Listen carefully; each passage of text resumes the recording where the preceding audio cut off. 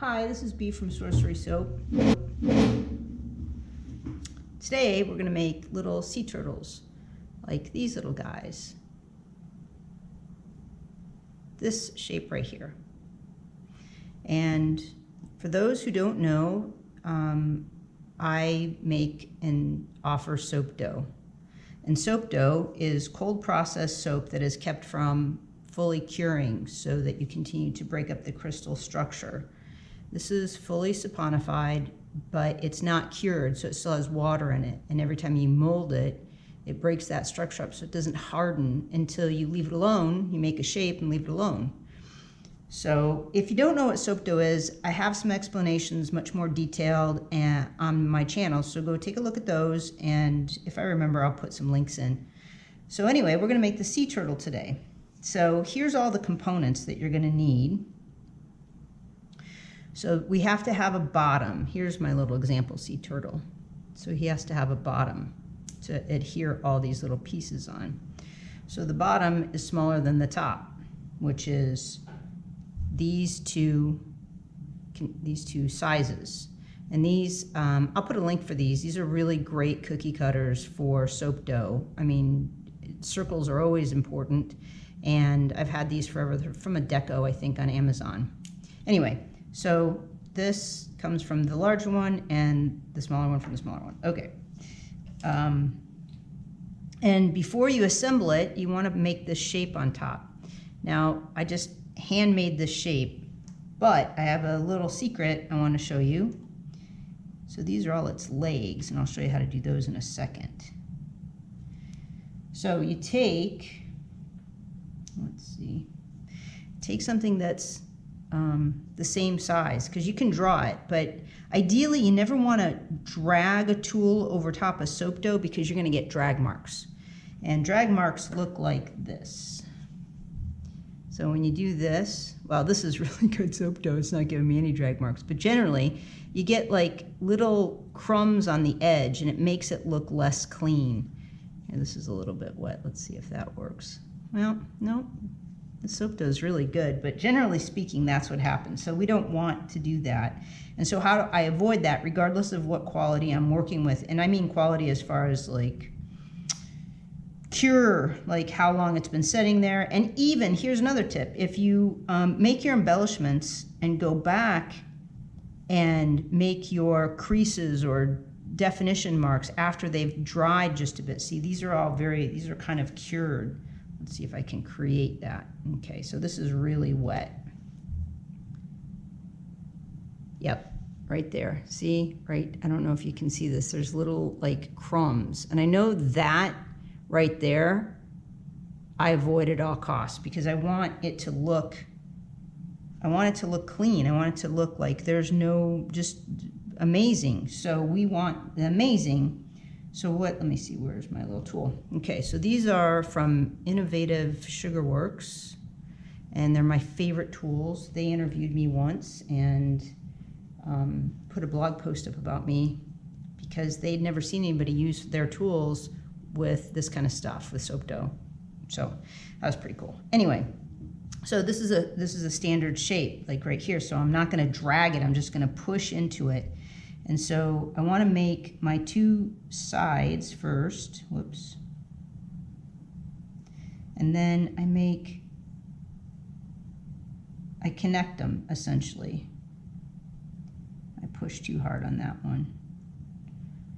And then I just draw that, I don't draw it, I don't mean it like that, but I just make the line from those corners just perfectly straight, like out from the corner. Yeah, that's not a very good shape. So here's the two I just made. And you just push into it and you're gonna get a lot cleaner lines. Okay, so let's assemble the turtle. So before I do that, I wanna show you how to make the fins. So I have these plungers, which again, you could get on Amazon. I used to offer them, but it was a big deal to bring them in. I had to import them from China. It was such a big deal. I don't really want to do that again. But anyway, so here's my soap dough, nice and smooth. So for the front fins, take those. And the back fins. Oops. Okay, it doesn't want to come off. Well,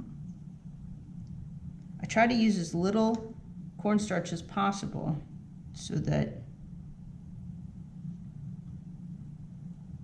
I don't get a lot of white on my soap, so they stay really saturated colors.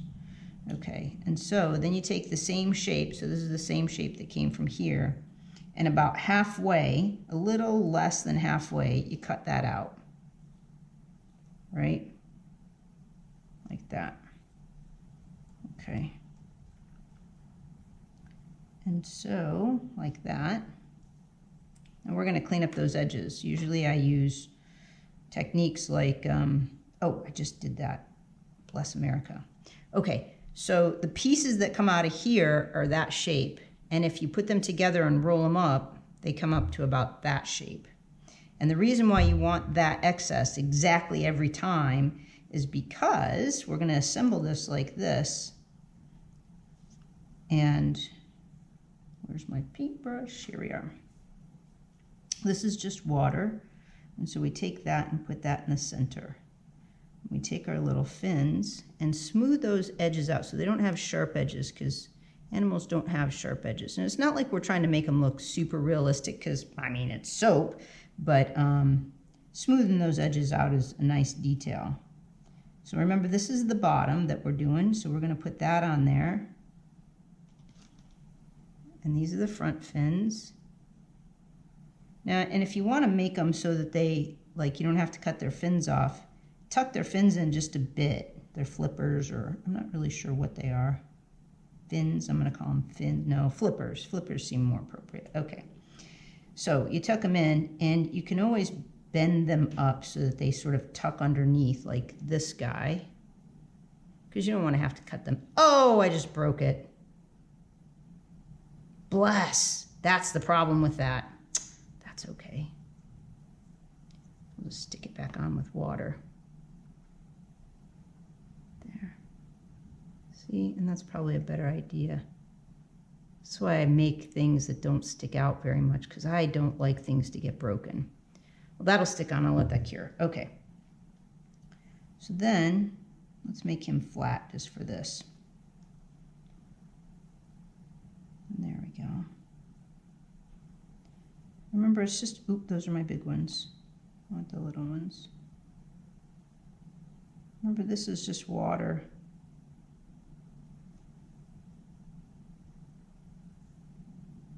You know, it's the same concept as when you have two slivers of soap in the, doesn't matter what kind of soap, but you have two slivers of soap in the shower, and you put them together, and then you try to get them apart later. So here's the top, and here's my head. So I make the head a little bit bigger so you can see what I'm doing, because I'm going to put the eyes in here. But this is about the shape you want for a little tiny guy like this. Okay. So this is going to take a little bit of fidgeting, because it's not an exact science. There. Okay. And then water, and line him up.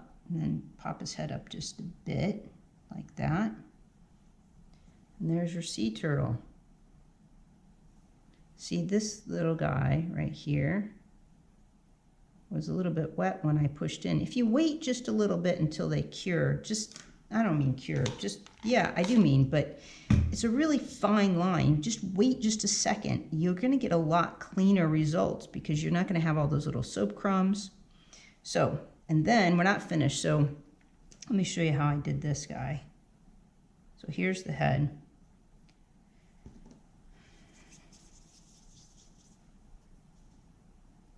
Okay, I have there. Make his neck. Flatten his head out just a bit. He doesn't need a nose, and we don't want him to look like a dragon. Sometimes my things look like each other, but dull his nose just a bit, so you can see that. So it's just a little round thing, but he's a little flatter on top. And then take this is just a pointy tool, and kind of roll it on his head a little bit so that he has this forehead. Smooth that out. because that's going to give shape to his eyes. See how this guy is? It's a little bit of a forehead. Okay. And then we want a bigger tool. This is my other one. And just lay it down and push into it so that you're not pushing into it like that, but you're sort of laying it on there and pushing into it because you want his eyes to kind of pop up, right? And then smash his nose a bit. And then we take this tool and put his little nose right there. His little air holes go more closer to up.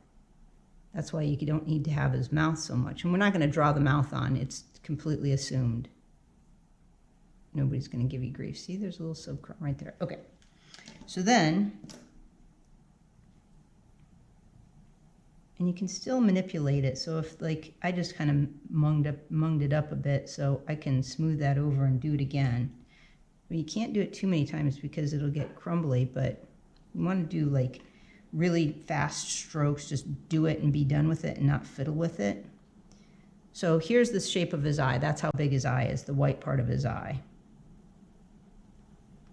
So when I say cure, so I just put water on him. Let's let him dry a minute, and then I'll put because if I put the black part, which this is how little his black part is. If I put the black part on right now, let's see if I can. I'll maybe show you an example. So I smash that black part because I don't want to stick out.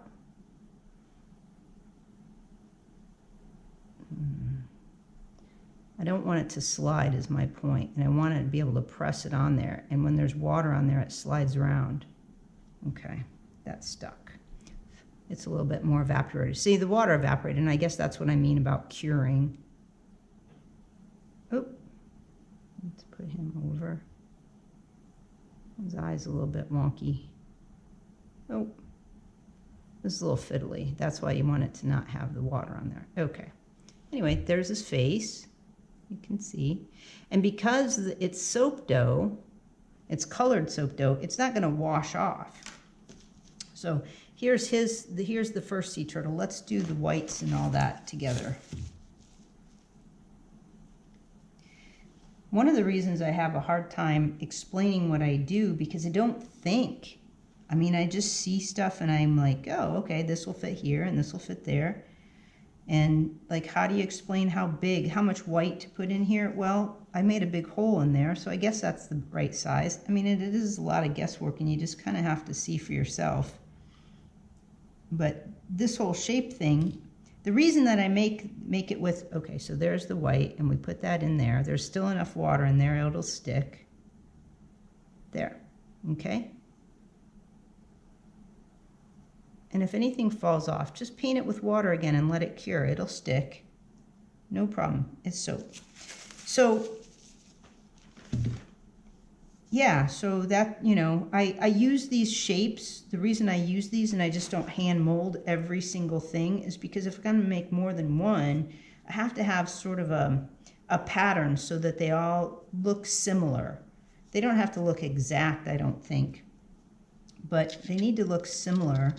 And I don't want to have to like reformulate how I make things. I've learned that, like, I make my horses without any molds at all. I just mold the whole horse based on memory of, you know, what I know a horse to look like. And then I do that. And it is hugely time consuming. And I don't have, like, my memory is not perfect for every single horse. So my horses come out a little different every single time. And so I wanted to have a pattern for these guys. So here's a fin, and I don't know if you can see how crumbly it is on the edges. Well, we don't want that. We want to smooth that out a bit. And so just by putting some pressure and cleaning that up with my fingers, all of a sudden it looks smoother. And that'll help your embellishments too. I know it's time consuming and it takes, but it is what it is. And they're so fun.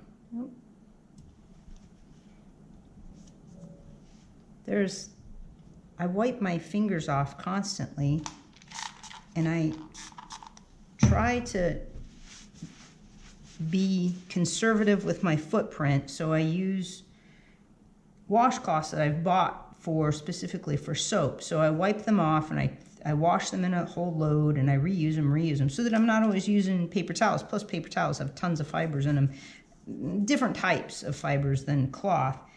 But yes, I do inconvenience myself for the guilt of humanity. So here's another example of what happens like if you use soap dough too much. So there's only a life expectancy to it for certain things. Like I want my soap, this particular soap, to be super clean, like really just soap, just tell the story. I put a lot of cornstarch in here and now I'm starting to get white flakes and bumps. So this is gonna go, I'm just gonna toss it out because I want this quality, not this. Okay, so my little sea turtle is now ready for his little eyes. So the thing about black, you want to make sure your hands are super, super free of all things. Okay. Yeah.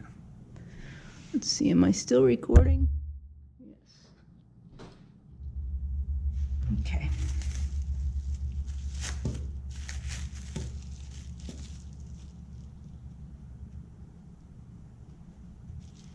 So here's how much. A little bit more than that. That's how much I'm going to need. Maybe just that much more. Like that. Because I just need the in, and that's what it looks like, how big it is. Now you can make these a lot bigger. You don't have to make them my size. This just happens to be the size that I use for the tops of my bars. And these were pretty hefty bars. These are going to be pretty big bars because I wanted the seascape and the turtle on here all together. So, and see, this guy I made with the smaller cutters. I'm probably going to keep him. He's pretty cute. And he's a smaller bar. So that is too big. So the other thing you can do is measure it against the other one. Shoot off your, or aim off your miss. That's what they tell you in archery. So I'm going to put these on dry. It's a little bit wet, like from just crushing that. These are a little bit bigger, but that's okay because here's what I'm going to do. And then I'm just going to put that on there and let it cure like that.